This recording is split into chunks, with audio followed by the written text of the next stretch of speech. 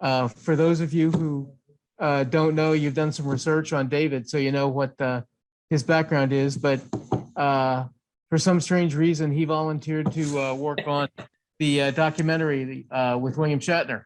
So the three of us have been pounding away at that I've been doing it for like 2 years. I know. A year, yeah, I think. Seems like forever, but optimistic, right, Tom? Right. And you and I can chat afterwards if you've got 5 minutes. Yeah. When we wrap this up, because I can say real quickly, we've got the 8 episodes, and I thought they were really tight. Yep. Since Bill wasn't able to get a lot of bite, he asked me to, I think I mentioned this to you. He asked me to cut it down to 2 episodes. Yeah. So I've got it down to 2 hour-and-a-half long episodes, I think. So like 3 hours total. Okay. And he hasn't had a chance to watch those yet. He's going to get us feedback. Okay. But he's just been flat out. I joined him a week or 2 ago for a weekend at this, not a convention, but this museum, Star Trek museum that he was at. Oh, nice. It was just flat out, his schedule. And at 90 years old, I don't know how he does it. I was going to say, I mean, the fact that he's still producing stuff, he's still, on-air talent, and he's traveling all over the place is crazy. Yeah, it's wild. So everybody join in if you can. We want to start right off with David. We'll give everybody kind of a little time to chime in. Yeah. Like them to introduce themselves to you, tell you maybe a little bit about themselves. Okay. And, we'll get underway. We've got some good questions from the students. Awesome. And we may as well go ahead and start. Christy, you want to introduce yourself?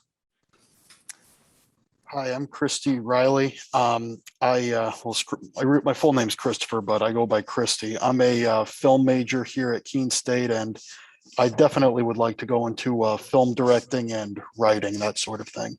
Awesome. Good. Lauren? Hi, I'm Lauren Howard. Yeah, we might want to wave to him so he can tell who On everybody this is. one, I might be echoing with you, Tom.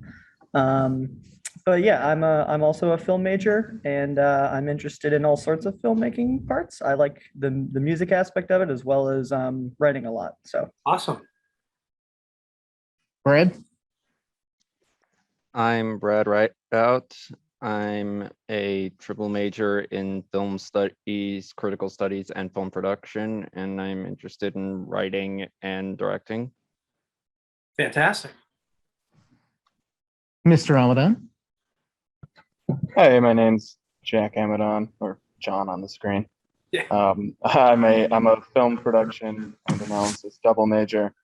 And while I don't have much experience with film composing, I have many friends who I force to compose for me. Emily? Hi, my name's Emily Christian. I'm a film major, and I'm interested in cinematography and directing.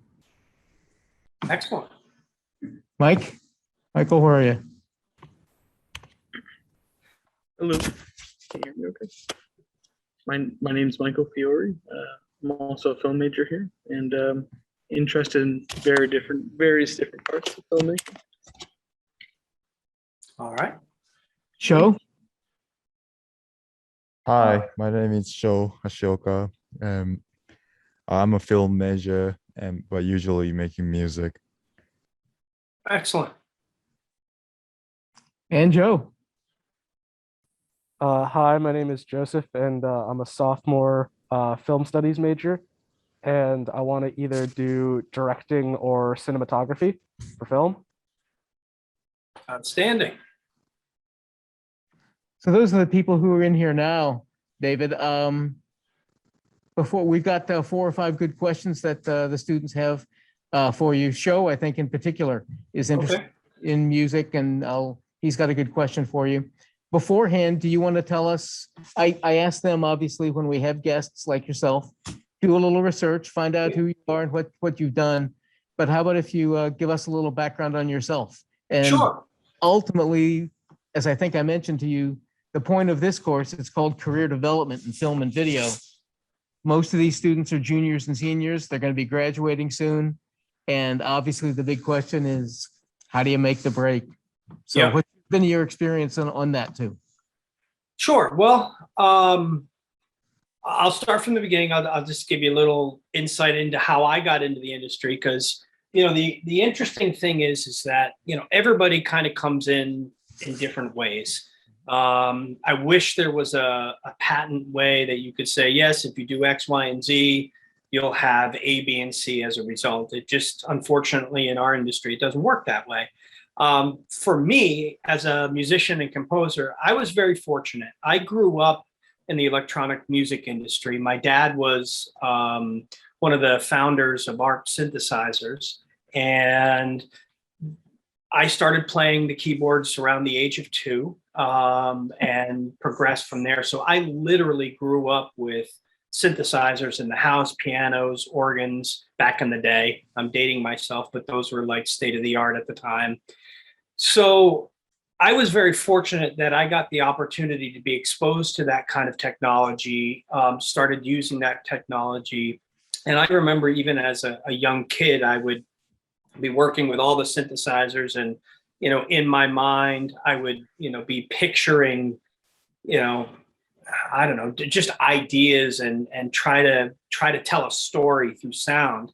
And following that path, I started doing a lot of performance and keyboard work, and that led me to do a lot of synthesizer programming and sound design and sampling. And I started working for a bunch of synthesizer companies. And you got to remember, back in the day, you didn't have all the same stuff you have today. So there were very few people in the industry that actually knew how to program these synthesizers. So that kind of led me to working with some pretty, high-end entertainers and artists. And they'd say, hey, I just, got this new, Yamaha DX7. I don't know how to use it, but, do you think you could program some sounds for this album or for my tour? So that kind of led to that. That led me to the opportunity to write some jingles. And I got a call from a studio, and they said, hey, do you know how to write a jingle? And I said, absolutely, of course I do. What do you need? And, I had no idea. I knew they were either 30 seconds or 60 seconds long. That was about it. There was no internet. I couldn't YouTube something or Google something. I did go over to Barnes and Noble and see if I could find some books on how to do it quickly, but that kind of led me into the commercial side of things, writing music for commercials, whether it's jingles, whether it was, regular custom music beds. And I'll tell you, for me, that was actually a blessing, because in the commercial side of things, I had to write music in virtually every style you could imagine, from Renaissance music to pop music to musical theater to dramatic, whether it was a spoof on something. It forced me to have to write music in so many different styles. That kind of led me to doing some documentaries. And again, I'm dating myself. This goes back to, when the History Channel actually had documentaries, and when A&E actually had like biography and all that fun stuff. So that kind of led me down the path of documentaries and so forth and so on. And it slowly, started opening up new opportunities to get more and more into film and television. But it wasn't kind of like, if you do this, this is the result. It just, my journey kind of took me down that kind of windy path, which led to more and more work. And then I still do some programming for some folks. I still do some session work for folks. But, my bread and butter and day to day is scoring for film and television and some broadcast. I still do some commercial every now and again if it comes up, but that's not really what I spend most of my time on. So that's kind of how I got to where I'm at.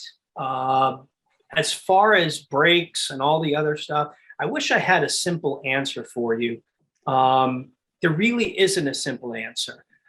But I would say this to you. Where we are today is radically different than where we were 5 years ago and 10 years ago. The ability to create content in an affordable manner and have so many distribution outlets, whether it's TikTok, YouTube, a website, whatever, gives you the opportunity to show and demonstrate your vision, your ideas, all of those things. Where before you really had to have a break or do an internship or know somebody and get that opportunity. Where today, even with an iPhone, you can do some pretty amazing things. So I think the opportunities to get where you want to be down the road are a lot more open than where they were. It's just how creative are you, and how successful you are in marketing yourself, which I think, frankly, is one of the biggest things you could possibly do. I'm assuming, and anyone in our industry, and I think Tom would back this up, we assume you have a level of proficiency and a level of creativity, and you're able to articulate that. But really, how do you get your product out there? How do you share your vision, your ideas? And there's so many different ways to do that today. And, we see a lot of these directors, composers, people in our industry finding ways to be successful when, before you weren't able to do that kind of stuff. So I'm not sure if that answered the whole question, Tom, but that's kind of my high level 2 cents on that. Well, you made an allusion to, with your background and your early entrance into what you do, the fact that you kind of had to self-teach and you had to be the jack of all trades, know all styles and genres and modes of music and effects, because that's what I was amazed at with the work that you've been doing for us on Shatner's thing, is that any kind of little feel that the doc that we've cut kind of requires, boom, you shoot me off a WAV file that sounds just exactly right. And you really have a way of capturing the moment. And I think that's a skill that's got to be unique amongst your peers. It is. I think it's a combination of things, Tom. I think, having a technical proficiency to be able to just write anything in any style quickly is helpful, because then you can move quickly through things. You can take the vision from the director or the creative or the producer or the editor and be able to turn something around quickly because you have the proficiency and the chops to do that. But I think one of the things that I pride myself on, and I honestly, I'll come back to the commercial side of things. I have become very adept at being able to listen to people, whether it's a director, a producer, a creative, an ad agency executive, whatever, whoever's in charge of the creative and the story, and listen to what they're saying and then be able to interpret that musically, because not everybody can speak musical terms. In fact, I've very rarely, and in fact, when I do, I'm very leery, but I very rarely have had a director or a producer say, Dave, I'm really hearing, A minor, I want string ostinato here. They don't know how to talk musically, and that's okay, because that's not their job. It's my job. But my job is to listen to what the director or the creative is saying, even if it's like, I hear, because I'll ask probing questions, right? And this goes to something I think is really important, is communication, right? You've got to be able to communicate with your team, and you may not be able to articulate your vision the same way that you would, say, if you were working with your editor. Your language is a lot more common than it would be, say, with a visual effects supervisor that's doing animation or whatnot, or a composer. But as the composer, if I ask you, is it a warm sound? Is it a cold sound? Do you hear aggressive? Using adjectives that we all know how to work with, and trying to probe and ask those questions to get that information out of the director. I think those things are really helpful. And it's not just as a composer. I would say as the director, you asking me, what do you feel? What do you see? Is this cold? Is this warm? Is it aggressive? Is it fast? Is it slow? Is it bluesy? And I'll even ask you sometimes, which is a dangerous question, but I'll even ask you, what does this sound like to you? I mean, you hearing like a Hans Zimmer vibe? Are you hearing, a Dave Matthews vibe? Whatnot. But that communication is important. And where I started with this was dealing with ad agency executives. They don't know how to talk about music at all. They don't know what they want. They just know, hey, I want something happy and bouncy here. And being able to kind of decipher what people are saying, I think, is a critical skill for anybody in our field, right? Because we're creatives, so sometimes we're not always adept at being able to articulate those things, but also then being able to take that information and actually create something based on that information. And hopefully, if you've asked the right questions, you come pretty close. Not always, but you come pretty close to the target, or at least I try to. So I'm glad that in this case with Tom and Shatner, we're able to do that. And that helps make things progress quicker and hopefully easier for everybody involved. Yeah, great. The students all have some, well, not everybody, but we got some good questions from some folks. So let me call up, trying to figure out where everything is. Who is, Lauren, I guess you're first. You want to ask your question for Dave? My question's kind of, maybe it might be a long one. I saw you've done some video game composing. Tom, would you mute? Sorry. I'm muted. Thank you. And I just was interested in the process between a film, you get a cut usually, and you get to watch that cut however many times you need to and compose to it, where a video game is a more interactive experience. You have to figure out how you're going to do musical cues. And just, I kind of want to hear about the preparation that goes into the differing medias. Yep. Thank you. Sure. No, that's a great question, Lauren. So on the video game side, I guess there's common themes between film and video game, right? There's a narrative, there's a story, and as the composer, you're trying to support that story. And so those things are common. Where it really differentiates or bifurcates really is when you're doing video game music, there are a lot more technical parameters involved. And what I mean by that is many times your music has to loop. So when writing a piece of music, you've got to write it in a manner that there's a clean break so that the game engine can loop that and do it in a manner where it doesn't obviously sound obvious that, oh, it just kicked over and it looped again. So there are compositional and editing considerations that you've got to look at when writing music for video games.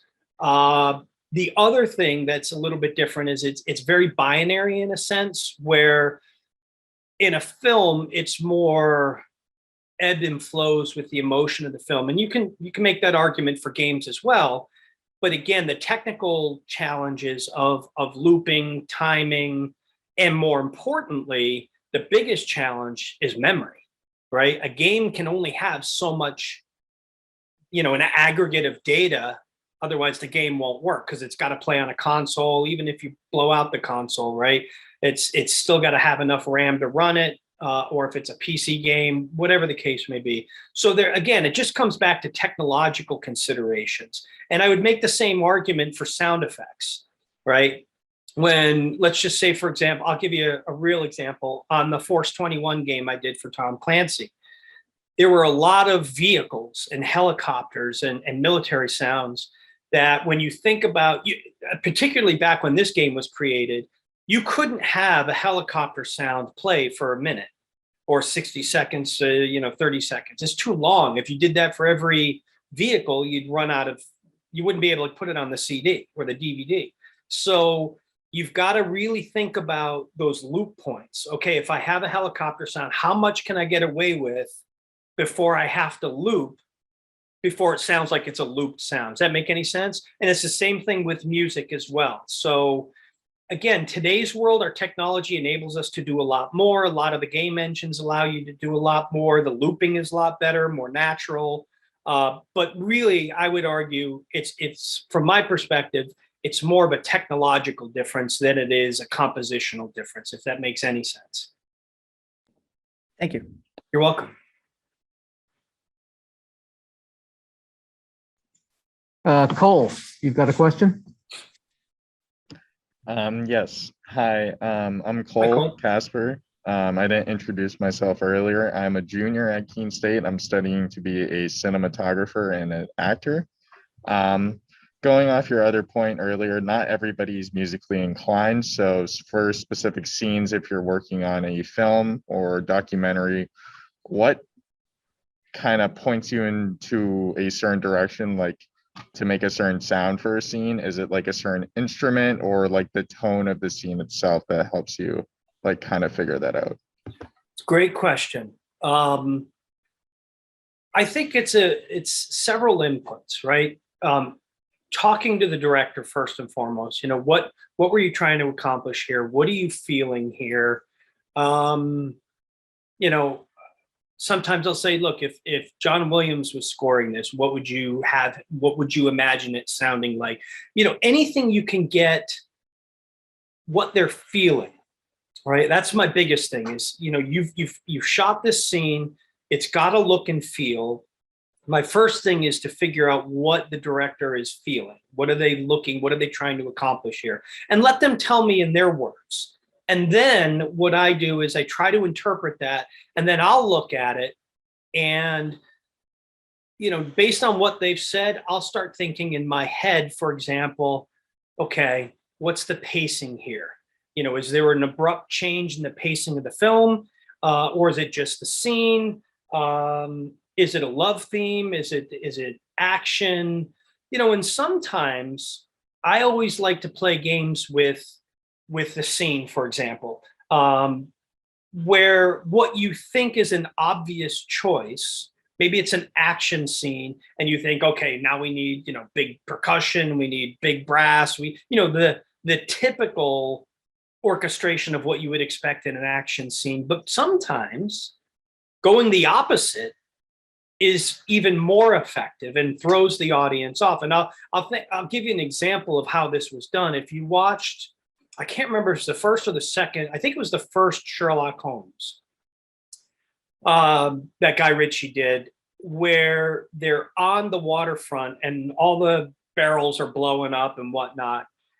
Hans decided that he didn't want to put music there, and the obvious thing would be to have a ton of music going on there, big explosions, people blowing up, slow motion.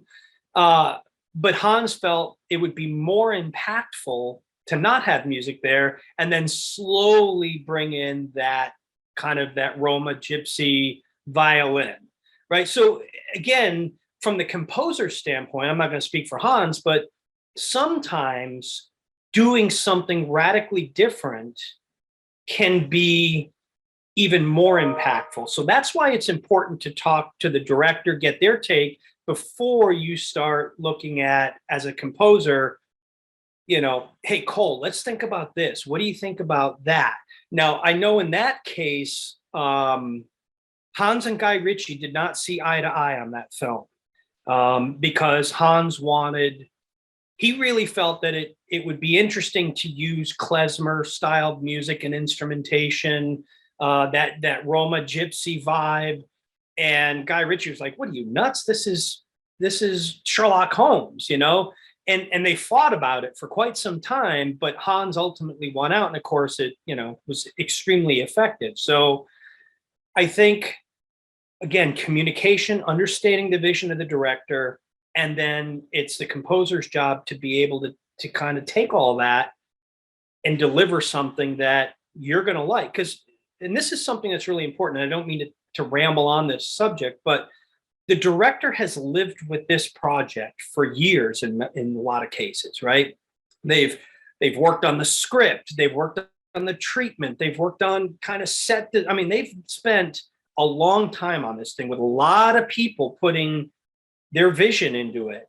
And then guess what? the composer comes in at the end, usually, but sometimes earlier, but usually towards the end where you're getting ready for post.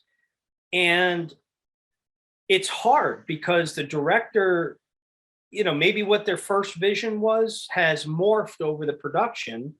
And now, you know, it's a very sensitive time because you're almost at the end, and now the music can make or break the show or the film. And I always say this, that I'm the last storyteller on the film. I mean, ultimately, my job is to help the director tell the story, but the music, if done correctly, is a character. It's also someone telling that story. And hopefully, if the composer does their job well, you don't really ever notice that. It just is one of those things where the aggregate of what everybody's done comes out, and it's amazing, right? I mean, obviously, if you've got big thematic things, you're going to notice those things. But ultimately, if the composer does their job right, you're going to see the whole, not the parts, or the sum and not the parts. Does that make sense, Cole? Yes, thank you so much. You're welcome. We're a small enough program. We've got about 140 majors, which is pretty good. It's a lot better than when I first got here. But it gives us the opportunity as faculty to teach all levels. Sometimes I'll teach beginning production, sometimes I'll teach advanced, intermediate, blah, blah, blah. One of the things that I always make a point to say and demonstrate we're also a program that mixes analysis and production pretty evenly. But in my production classes early on, I tell students that it's been my experience that sound design is the most overlooked aspect of film production and post-production, and that music is by far the quickest way to establish mood for the audience. Yeah, you know, and that, Tom, that goes back to back to Cole's question. One of the things that when I talk with groups like yours is I refer to it as the psychology of music, right? In a sense, Cole, you know, when we're talking with the director as the composer, I'm also thinking about the psychology of the scene. What is happening? What are the characters doing? What are they trying to accomplish? What is this scene trying to tell us? And then I think about one of the data inputs like that happens in my head is how do I manipulate this scene?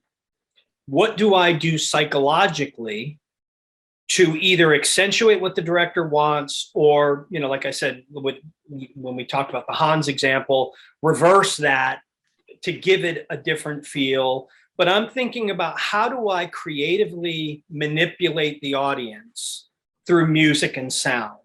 And, you know, I always joke that's what my role is. It's creative and audio manipulation. How do I manipulate the audience to feel a certain way? And sometimes, you know, we want it to be obvious. This is a love theme. We're going to have a nice love theme. Other times, you know, we're going to do things that are going to make the audience uncomfortable or whatnot. So thinking about the psychology of music and sound, not just sound design from bangs and swishes, but you know, a simple thing, and I don't want to get too musically inclined, but one of the things I love about Tommy Newman is, and I steal this all the time, and I'm not afraid to say that because I've told him that, but you know, playing a major chord with a minor chord over top of it. Right. It's just a weird sound, you know, it gives a weird vibe. And you know, so anyways, there's all kinds of tricks composers use to do stuff like that. But yeah, that whole psychology of music.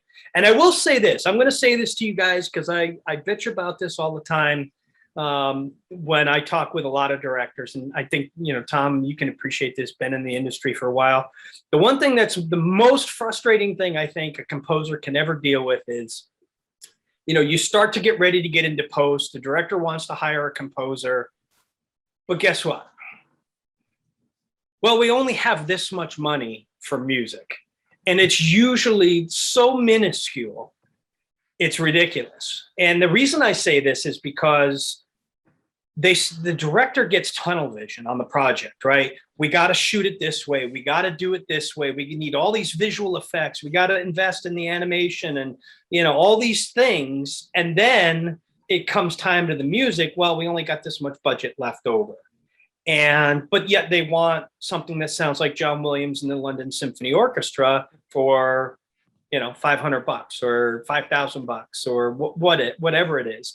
So as advice to future filmmakers, don't skimp on the music, because music can make a bad film great, or at least good, but can make a great film amazing. So if you have really bad music in a film, it's going to make the film even worse. Does that make sense? And Tom, do you agree with me? That's my Absolutely. experience, but as a industry producer and director, having good music can make a bad film good and a great film amazing. We'll see dailies. I'll see early cuts of student projects. We do table screenings where I sit down and take a look at it before it's really finished. And the slow scenes are perfectly well. You've got a scene that runs 5 minutes, but it seems like 20 because it's so slow and so boring. And boy, you throw the right music in there, and it just at least helps it live. Yep. Keep it moving along. Yep. I once had a director say to me that it was like magic. She said, the minute we put your music in, it was like the film came alive. And I understand that as a director, because you've seen so many edits and you've been staring at this forever. And then all of a sudden you get this new music in there, and it's like a breath of fresh air, and it just like, oh my God, this actually is really like a film, So anyways, for what it's worth. I'm glad I was pleased to hear you use the term manipulate, because that's what we do. And Yeah. I say it, and so few of our guests have mentioned that, and it's not a negative. I think there's the negative connotation to it, but that's what every aspect of production and post-production we do, is manipulate the audience. Right. We're manipulating their reality for an hour and a half or 2 hours or half an hour, whatever it may be. We're manipulating their reality and telling a story. And yeah, it's not negative at all. And I certainly didn't mean it negative. It's pretty cool. Right. Well, he's stuck in a black void, but I'll ask Ben Kelly to introduce himself. He came in a little late, and he's got a good question for you. Sure. Hi, sorry about the camera. So my question is, I'm definitely looking into music and sound design. And one thing that I find really interesting, especially really throughout the history of film, is there's been sort of a merging of film and sound design. And, there's sort of a blurring of the line between like effects and music, especially in genres like sci-fi, with all the synthesizers mixing with laser sounds. And I notice in your work, there's a very interesting mix between more traditional orchestral sounds that are very, they're not, very, a little more romantic inspired, not as much like late 20th century stuff. And you also have some sci-fi sound effects and synthesizers mixed in with those sort of romantic orchestral sounds. So I think it's a very interesting mix of traditional, like the structure is more traditional, but the sounds and timbres are more modern, I suppose. And I just wanted to ask, like, what has been your inspiration with that and with mixing those influences? Yeah, that's a great question, Benjamin. Thank you. I guess there's a couple things. The first thing is growing up with synthesizers. It's just kind of part of my life, part of my upbringing, part of my psyche. So that's always been something that's been part of how I compose music. I think the other part of that is it wasn't conscious per se. I didn't sit there and go, okay, you know what, by design, this is what I'm going to do. But I'll tell you a story. Something I did a long time ago, you know, trying to figure out how do I, as Dave Frederick, differentiate myself from the 10 million other composers out there. And there's a lot of ways to do that. I mean, you know, marketing, branding, being a good person, delivering, you know, quality product on time, on budget, on target. I know that sounds like a cliche, but you know, it's important. If you're going over budget, people don't want to work with you. You know, so there's all those things. Being a good professional, right? Showing up on time for meetings and you know, being able to take criticism. All those, you know, people skills are critically important, especially when people are spending millions of dollars on a film. But from a musical standpoint, I think,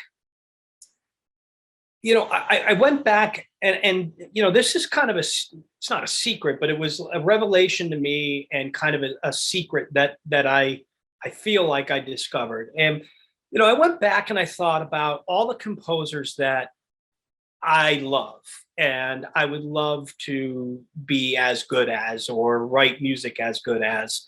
And I thought about, you know, Tommy Newman and Hans and John Williams and Eric Korngold and,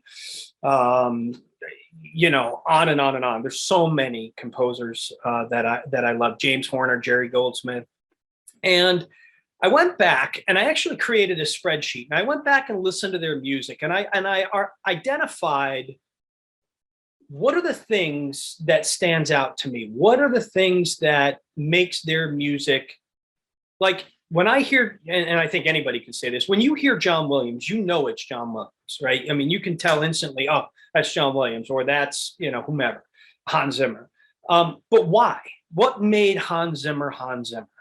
And so I made a list and I went through all this stuff and I'm like, okay, so here are all the things I think these guys do. And this is what separates them from, you know, John Williams from Jerry Goldsmith and Jerry Goldsmith from Eric Korngold and, you know, so forth and so on. And I thought about, then I did it to myself. And I went back and listened to a lot of my music and I looked at things that were common. I'm like, oh, that's interesting that I do that. I don't really think about that, but I do that. And one of those things, Benjamin, was the incorporation of synthesizers in the music, the bigger orchestral stuff. Just because it sounds good to me. I like that sound. It's a sound I grew up with. And I would say this, as aspiring filmmakers, I would encourage you to do the same thing. If there are directors or cinematographers or editors that you like, I would go back and look and say, why do you like them? What is it that you like? Do you like their pacing? Do you like their angles? Do you like their lighting? Do you like their editing? Do you like the way they've directed? I mean, those are things I think are really those critical thinking skills about why you like the people you like, because no one really likes to say this, but we are all the sum of our influences. And I hear things in my music, whether it's pop music or jazz music or my scoring music, and I'll go back and listen to it and go, man, what a knucklehead. That's like, you ripped that off from Keith Emerson, or that's totally a Hans chord progression, or, you know, and it's not like I did it on purpose.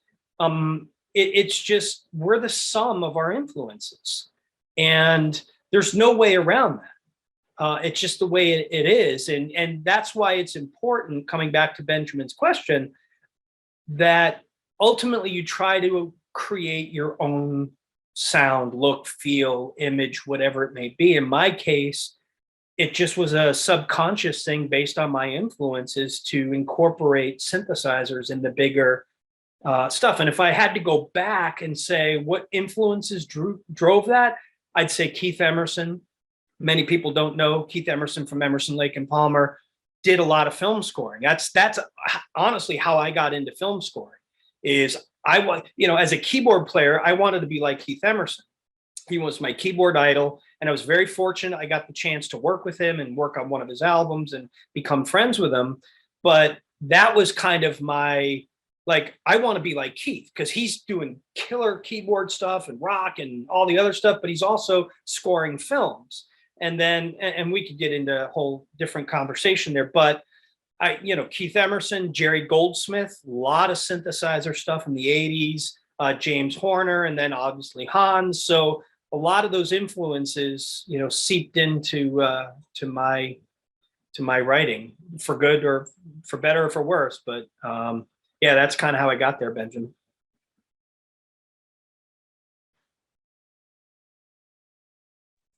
I was muted. With whatever area my students are planning on following, and again, we kind of start off at the beginning classes, they have to do everything themselves. And then intermediate, you spread out a little bit and you do, and then ultimately when you get to junior, senior year, you're really kind of, no pun intended, focusing on a particular strength or skill that you like.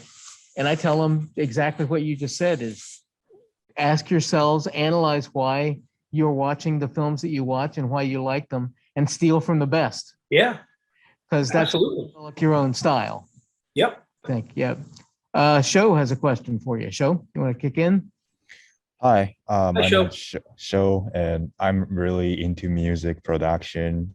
I'm not really like making music for film, but mostly I'm making hip hop beats, underground hip hop, and R&B, house, and remixes and stuff.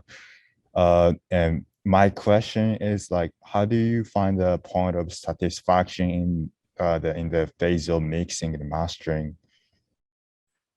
Say that one more time. How do I what? So mixing?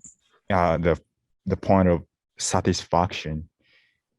Yeah. Yeah. I'm going to be super cliche here. I mean, what artist is ever satisfied with what they do, right? I mean, that's super cliche, and I know that's a knucklehead move to say that, but there is a point. I don't know if it's satisfaction, but it's the 80-20 rule, right? Because if it's pop music, and when I say pop, I mean just popular music, hip hop, R&B, whatever it may be. If I'm writing something for that, you have more time to be more particular. So you can, and I'll give you an example. So on my latest album, which is a jazz fusion album, that writing the music and playing the music in and doing all that stuff didn't take that long. It was actually pretty quick. That's the way I write. Usually I call it taking dictation, right? I just get the idea and I put it down and I tweak it. But what took the longest show was the production elements, right? How did I want it to sound? I want, maybe it to sound like this. How much it was more the engineering and production on that album, right? I used the Abbey Road mastering chain. So that was super cool. So how do I, do this, that? So it was a lot more to get it to a point where I don't know if I want to say I was satisfied, but I was satisfied enough and driving myself crazy enough where I kept saying, is this going to make it any better? And then I finally got to the point and said, no, good, done, mastered, release it and be done with it and move on. With scoring, it's a lot different because I have a very finite amount of time that I have to deliver what I have to deliver. And if I'm doing a bigger project where I'm using an orchestrator and I'm using an engraver and I'm using an assistant and, I can divide up the work, and it's a lot easier, believe it or not. It's much easier for me to deal with. But if it's a lower budget project where I've got to do everything myself, it's a lot harder because I'm doing everything myself. I'm writing, I'm performing, I'm mixing, I'm editing, all of those skills that on a bigger project I would use assistants and other people for. So when you're doing a project like that by yourself, there's less about satisfaction than there is completing the task. And I'll tell you honestly, there's times where I've delivered stuff and one half of my brain looks at it and says, okay, technically you've done what you were supposed to do. It's good or okay, but like it works and the director liked it, move on. There's the other part of me that goes, that sucked. Dude, I suck. I really should try to find another job. You know, I wonder if Best Buy's hiring or something. You know, I mean, it just, you know, and then there's a third part of it where as a composer, and I don't know if everybody else, other composers think like this, but in my head, when I'm writing the music or playing the music in, I don't hear it as a whole. I see it in my head. Imagine kind of like an exploded view. Like, you know, when you're trying to put something together from IKEA or whatever, and they show you the exploded view with all the bolts and nuts and how it's supposed to come together. That's how I hear that's how I see and visualize the music. And when I listen to the music that I'm writing for the film, I hear all the individual, I don't hear it as a whole piece of music. It takes me about a month, maybe more, for me to come back and listen to it, and it sounds like a piece of music, not all these little pieces and parts. Like I'll play it for my wife and I'm like, did you hear that hi-hat part in there? And she's like, no. I'm like, no, hear it, right? It was in triplet. It's really cool. She's like, no, I can't hear it. So for me, it's, you know, when you think of satisfaction, it takes a long time. And there's times I'll come back to a project, it's done, it's in the can, it's gone, I've moved on, and I'll listen to it and I'll go, hey, that was actually pretty good. You know, it actually wasn't too bad. You know, so anyways, I guess that's how I look at it from a satisfaction standpoint. Great. Anybody have any extemporaneous questions before? I know Sho and Ben had two actually, and we'll let them get to it. But anybody got a question that's cropped up since we've been talking to Dave? Yeah, jump in. Jack's got one for you. Yeah, I got a question that kind of occurred to me as you were talking, and you kind of almost alluded to it. But I guess from like a filmmaker or director standpoint, talking to a composer, what direction or notes do you want to hear from the filmmaker side to make for a better score? Great question, Jack. I guess a couple things. The first question I ask is there a script? And if there's a script, Mr. Director, Jack, how close did you stay to this script? That's the first question, because that's a qualifying question for me, because I want to know, was the script something you wanted to stick to and really like follow? And if so, then I want to read that script because I want to get an understanding of what drove you to shoot it in the way you did.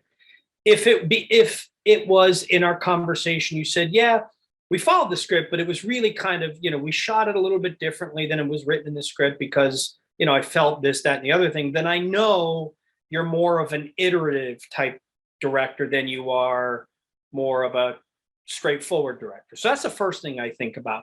The second thing I talk to you about is, okay, in your words, tell me what you feel about this film. What does it feel like to you? I mean, do you feel big orchestra? Do you feel it more sound designy? Do you feel it a hybrid? Do you feel, you know, synthesize? You know, what just in your words, tell me what you're feeling. And a lot of times a director will say, you know, it's up and down. There's, you know, obviously some action parts. I do hear bigger orchestra or I hear more sound designy. And then I'll say, okay, so let's say, Jack, you said it's more sound designy. I said, great. Sound designy like Hans Zimmer, sound designy like, you know, Johan Johansson. What do you know? Like what?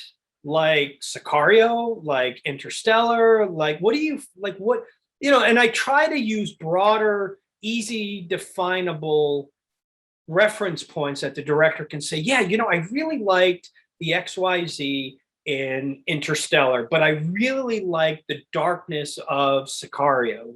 So something like that. Okay, now I'm in the neighborhood of what you're hearing.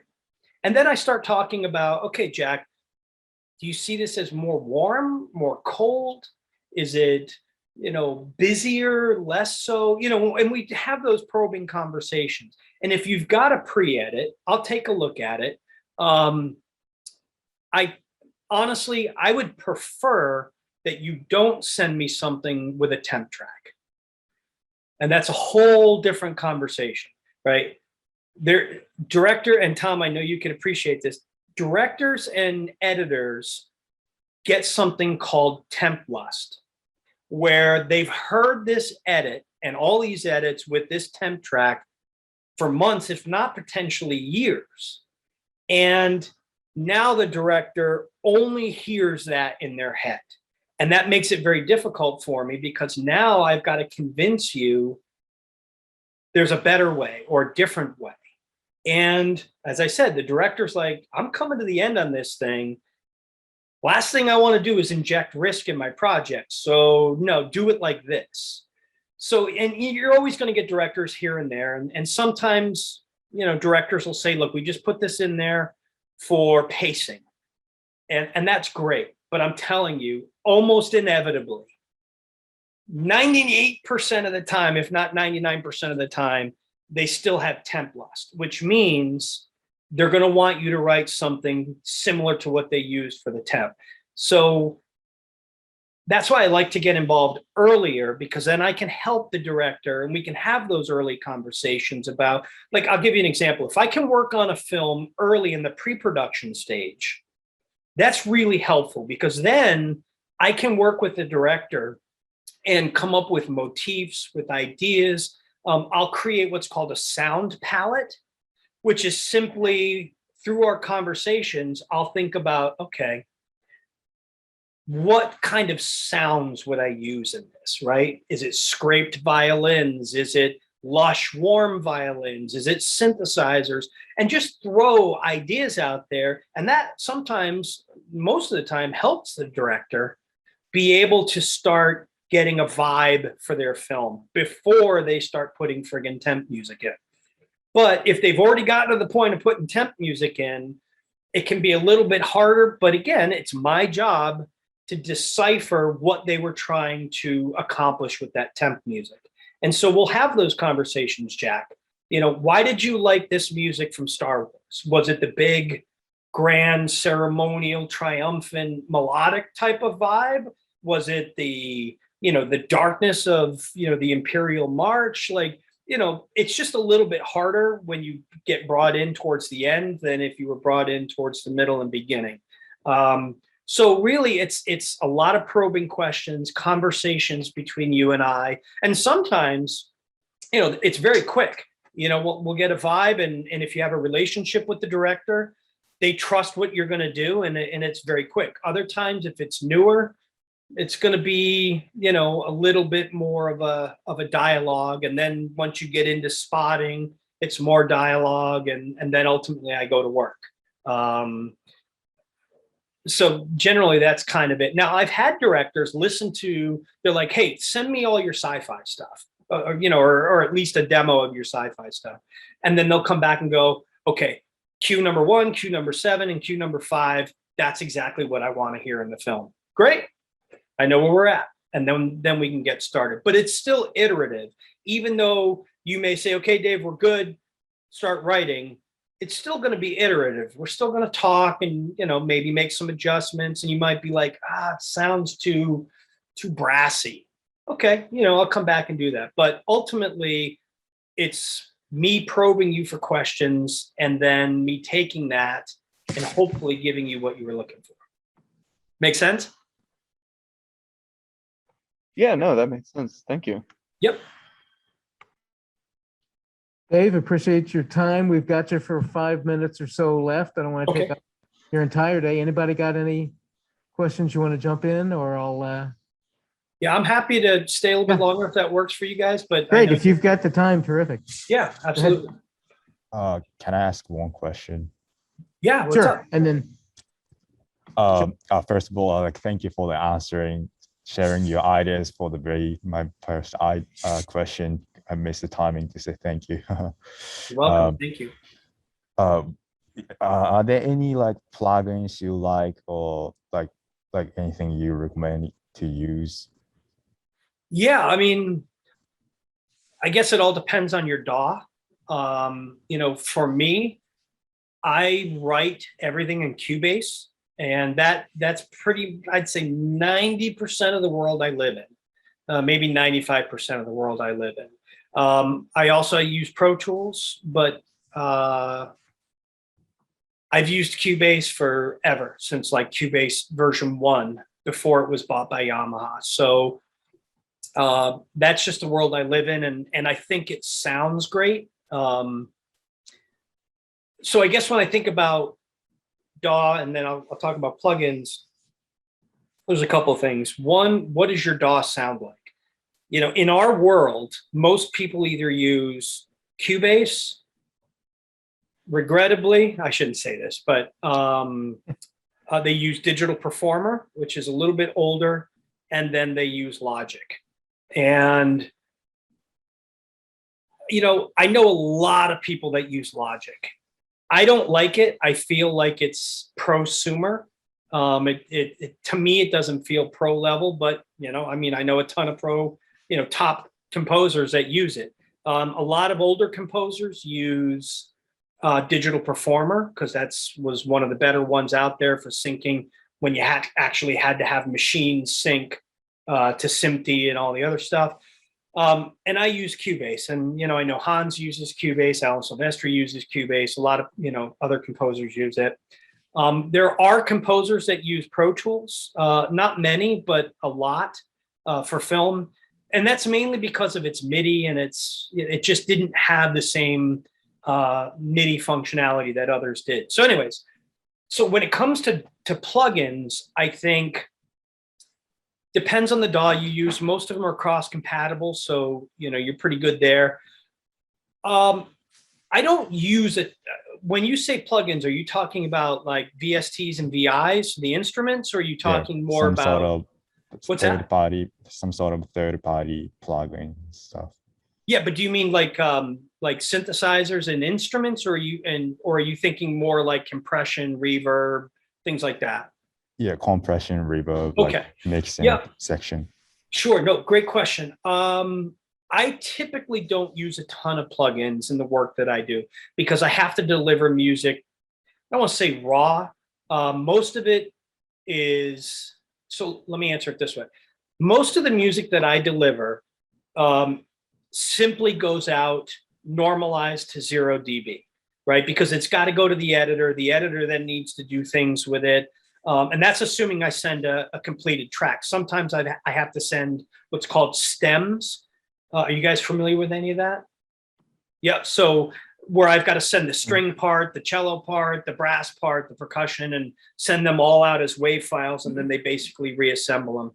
And I'm not a big fan of that. I understand it and why it has to be done, but I kind of feel like as a composer, you don't go to the baker and say, okay, I want to buy this cake, but also give me the eggs, the flour, the sugar, the frosting, you know, and all the other stuff, and I'm going to recreate the cake. But that's just me as an artist saying that. But the technical reasons are obviously there. So I don't use a ton of plugins. If I do, it might be some real simple things like reverb, mainly reverb, to be honest with you, if I want to bring some more presence out. I'm a huge fan of Waves. I use a lot of Waves plugins. I use a lot of Isotope plugins. The best plugin that I'm most excited about recently has been Waves Abbey Road mastering chain. It basically replicates the Abbey Road mastering console that they have. And you know, there's so many different presets on there for pop and hip hop, all the way through to orchestral and some general sweetening. So if I'm having to deliver a finished piece of music, what I'll do sometimes, depending on the samples that I'm using for like orchestra and whatnot, if they've got a lot of recorded presence in them, I won't use a lot of plugins because it already has a natural room ambient that I don't want to screw with. But if it doesn't, and I want to get a bigger sound, I'll give you an example. In the Abbey Road mastering chain, they've got a mastering chain set up for their big scoring stage. And using that and these are the tricks of the trade, right? So as a composer, and I'm starting to give you all my tricks, if I'm using samples and I'm not recording a real orchestra, but I really, really, really want it to sound like an orchestra, these are some of the tricks I'll use, right? First off, I only use, in my opinion, the best orchestral samples out there. But then when I master it, I might master it with that Abbey Road big scoring stage it just takes it one step further. And I pride myself, at least in my mind, and I could be deluding myself, but I feel like a lot of my orchestral work, it's hard to tell the difference between the real orchestral work and the sampled orchestral work. And that's because of some of the tricks that I use to make those samples sound real. So anyways, the Abbey Road mastering chain by Waves is probably my favorite right now. Thank you. You're welcome. I gotta try that plugin. Yeah, it's awesome. And it's cheap too. It's like $60. Oh, I bought J37 instead of Abbey Road actually, and I'm kind of regretting about that decision, to be honest. Yeah. Yeah, no, it's good stuff, man. I'll try. Thank you very much. You're welcome. You and Show are talking your own language, I think, here. Yeah, sorry. You get into all that. I know it's been his area of interest. Joseph, did you have a question? Yeah, I did. It's a kind of a simple one. What was the hardest genre of film to do music for? The hardest genre. For me, I've not had to do this, but I would imagine it would be like hip hop. If I had to do something very urban hip hoppy, I could probably pull it off, but would it be authentic? I mean, I don't know. Me personally, if you were Joseph, if you said to me, "Hey, Dave, I want to do like a Spike Lee kind of vibe. I want it to be really edgy, urban vibe," I'd probably say, "Joseph, I really appreciate you coming to me, and I appreciate your faith in me that I could deliver that. But you know what? I'm not your guy. There's probably 100 other composers that could really do a good job on that. I mean, if you want something that you think I can do with some of those elements, all right, let's talk. But if you really wanted something like that, not my thing. Stylistically speaking, technologically speaking, I think as a composer, one of the things that's very difficult to do is to write a cue to a scene that has a lot of changes, right? Whether it's tempo changes or orchestration changes. There's sometimes, cues that have, 15 different tempo changes that have to hit certain markers and cue points. That can be tough. And let me give you an example. For me, as a composer, I'm an iterative composer and an intuitive composer. So I write what I feel and what I see in my head and what I hear in my head. Sometimes you've got to be a structural composer. There are composers, and now we're getting into the dirty secrets of Hollywood composers. There are composers that out here are kind of derogatorily, if that's the right word, derogatorily referred to as hummers. I won't tell you who they are, but some of them are big named composers that have no musical ability from a technical standpoint, being able to play the guitar, play the keyboard, and don't have the theoretical chops to write their music out, but they can hum their ideas and sing their ideas, and they'll work with an orchestrator who will then take that and basically deliver that into a finished piece of music. There are other composers who really aren't strong compositional composers, but really good at creating motifs. And they take that motif and then they give it to a team of composers who will then develop that motif. And then, you know, it continues to go on and on all the way to people like John Williams, who works from a, you know, basically 9-line staff where he writes one string part, middle string part, brass, woodwind, and then gives it to his, and he writes all the parts out and then he gives it to his orchestrators and then they develop it. And that's how John Williams works, right? We all know he can write beyond probably anybody else in modern times, but he's so busy and he's got so many cues to write. He'll put these 9-line sketches together, write them all out, and then he works with his orchestrator, Conrad Pope, who's a brilliant genius, who will then take that and finish it in the style of John Williams, because they've worked together forever. So for somebody like me, having to perform all that stuff so I can't sit there and write it all out. I would drive myself nuts, and I don't have the technical proficiency to do that. I just don't. It's not a skill set. I don't like doing it. I find it boring. I find it hard, and I just would never be able to deliver music on time. So for me, when I write, I'm playing in my ideas. And sometimes my hands don't work as fast as my brain, and it becomes very violent, and I get frustrated, and I start, you know, just like we all do. But when you've got things like very quick tempo changes that go from fast and big to slow and simple, back to fast and big, slow, those things are very complicated and require a lot more of the thinking side of things, right? Because you've got an idea musically, and now you've got to subdivide it into all these different changes and hit points. The last thing I would say is hit points are complicated, because when you think about the orchestration, how are you going to hit that point, right? Is it a look? Because it could be something as simple as or as subtle as a look, or it could be obvious, right? A gunshot, an explosion, you know, pick your dramatic moment.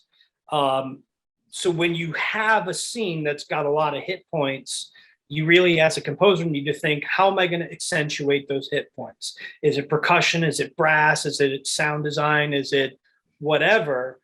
And then the more hit points you have in that scene, then it becomes complicated, and it requires a different skill set and a whole level, for me, of a different level of patience.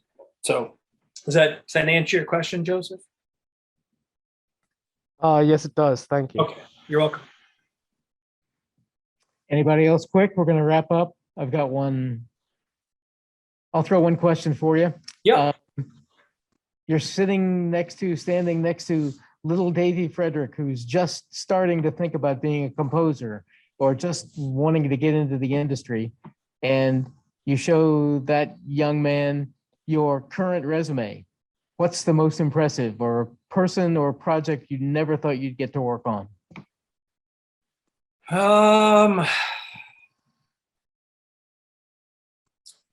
You know, it's not film related. I would say working with Keith Emerson. Really? Yeah, that was, like I said, he was my keyboard hero. I mean, I just, you know, when I was younger, I remember listening to the Emerson, and you guys may be too young to know who Emerson, Lake and Palmer is. I don't know, but I would highly recommend you check him out. But Keith was a pioneer in kind of the progressive rock movement. And, you know, he had all the big synthesizers, and he was cool as hell, you know. I mean, he'd have this little Hammond organ that he'd like beat up and throw around the stage and stick knives in and do crazy shit. It was insane. But the sounds of what he did, and he was like technically he was a concert pianist. I mean, his chops were amazing. And so for me, hearing these sounds in rock and roll and seeing this guy with these, you know, big Moog modular synthesizers, I mean, and then I'd be in my basement with big synthesizers, you know, so it was so cool that when I got the opportunity to work with him and get to know him, it was, you know, a dream come true, because he was my keyboard idol. And then, you know, spending time with him over in the UK.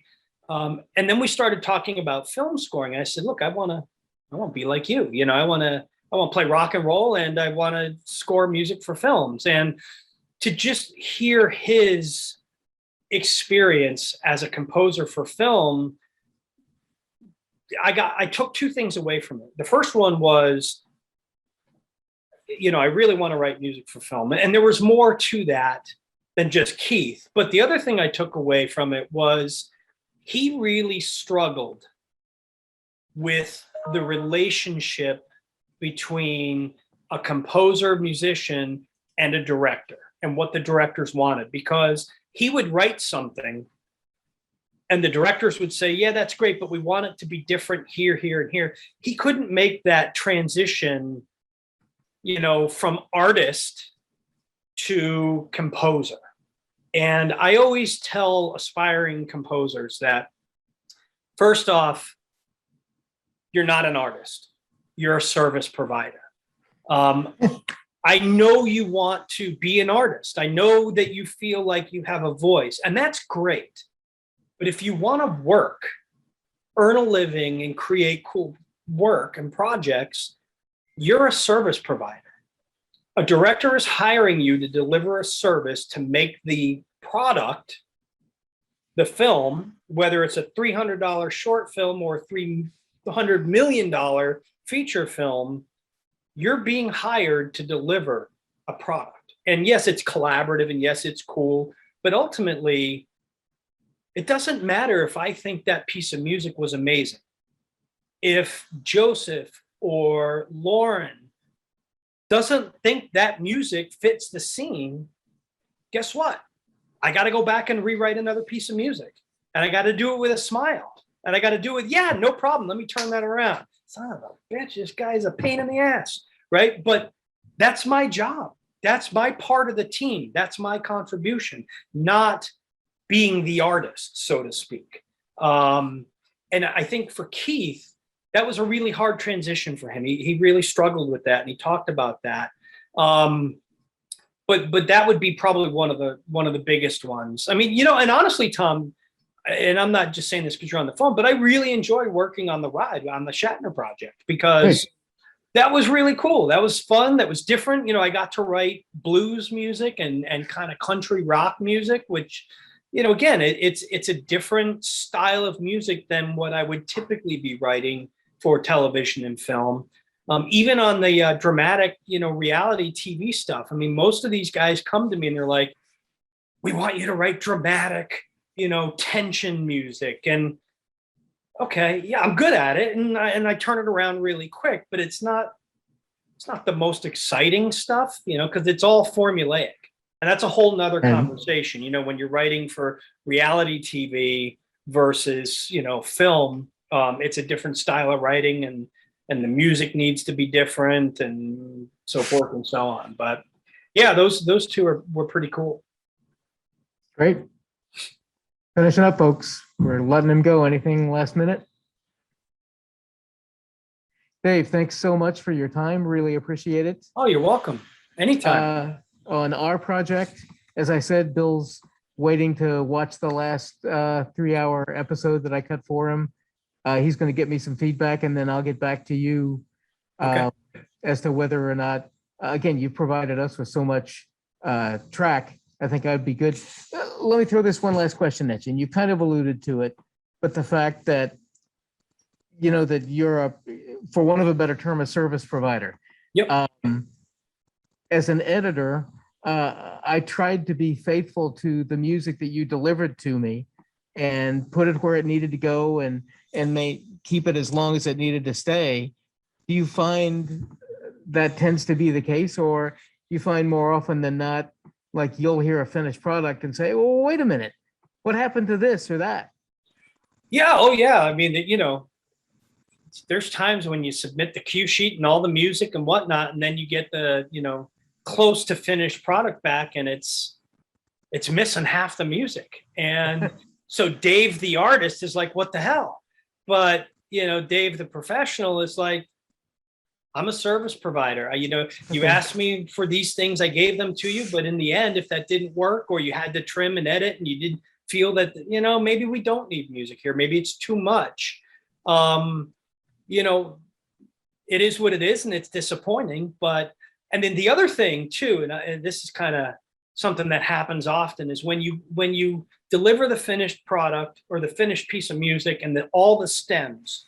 And in my mind, in that piece of music, there may be something super cool in that piece of music that just you love as a composer. Like, man, that percussion section in there was phenomenal. I mean, that is what made the cue great, in my opinion, and everybody seemed to really dig it.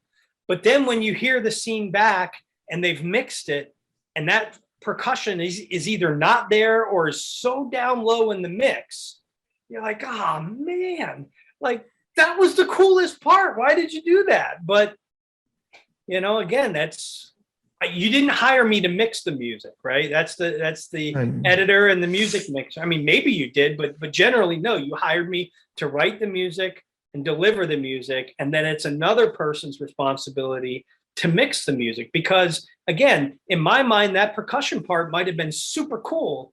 But at the end of the day, when you add all the sound effects and then you do, take all the ADR and the dialogue and everything else, that percussion that you loved and worked, all of a sudden sometimes doesn't work anymore. It's actually fighting the dialogue. It's too much. It's too busy.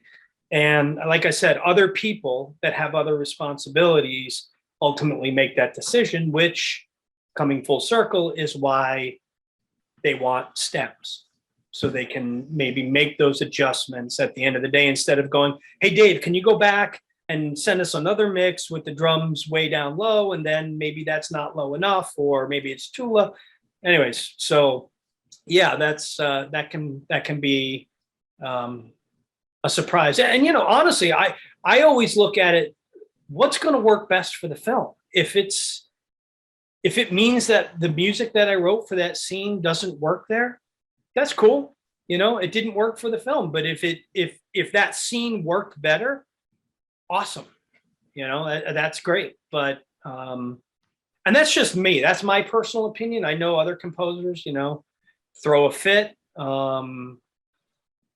It's just everybody's different, but I try to be, I might say to myself, oh, that sucks, because that was really cool. I love that. But again, I'm not the director and I'm not the editors, and I don't have to worry about all the other post-production elements. My job is pretty straightforward, and I try to be open, knowing that, hey, and this goes back to, I think, Joseph, or I forgot who, somebody asked this question, which was those conversations you have with the director.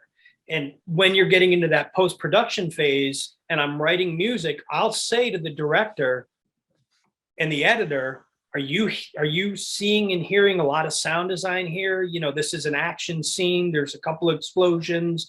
Like, tell me what you see here, because I don't want to write a piece of music that's going to fight all those sound design elements, So I might, from whether it's busy, whether it's, let me give you an example. And we're going off, Tom, and I apologize. Just cut me off if you want. That's fine. But I'll give you an example. Things that I think about.